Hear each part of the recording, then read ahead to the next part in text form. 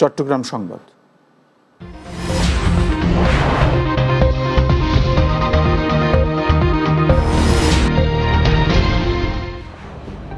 চট্টগ্রামে পবিত্র রমজান উপলক্ষে 120 পরিবারের মধ্যে ইফতার সামগ্রী বিতরণ করা হয়েছে। রোববার বিকেলে আঞ্জুমানে মোত্তাবেইনে গাউসে মাইজ ভান্ডারে গুমান মর্দান শাখা দায়রা সংসদের আয়োজনে এই কর্মসূচি উপস্থিত ছিলেন জামিয়া আহমদিয়া সুন্নিয়া কামিল মাদ্রাসার শাইখুল হাদিস আল্লামা সুলাইমান আনসারি। প্রধান মেহমান হিসেবে উপস্থিত ছিলেন আঞ্জুমানে মোত্তাবেইনে গাউসে মাইজ ভান্ডারে কেন্দ্রীয় কার্যকরী সংসদের দারুত্তা আলিমের প্রধান শিক্ষক মাওলানা জয়নুল আবেদিন সিদ্দিকী। চট্টগ্রাম জেলা কার্যকরী সংসদের সম্মানিত দারুয়াত তালিম সম্পাদক মাওলানা মোহাম্মদ সালাউদ্দিন সহ অন্যরা উপস্থিত ছিলেন।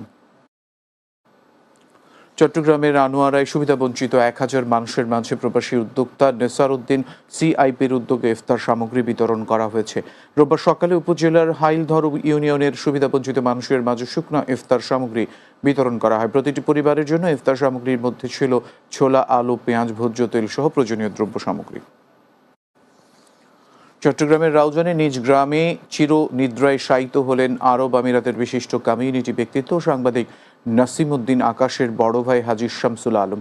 রোববার সকালে বিমানবন্দরে একটি ফ্লাইটে চট্টগ্রাম শাহ আমানত আন্তর্জাতিক বিমানবন্দরে তাঁর মরদেহ নিয়ে আসা হয়। পরে রাউজানের লাম্বুরহাটে নিজ গ্রামে নামাজের জানাজা শেষে পারিবারিক কবরস্থানে দাফন করা হয়।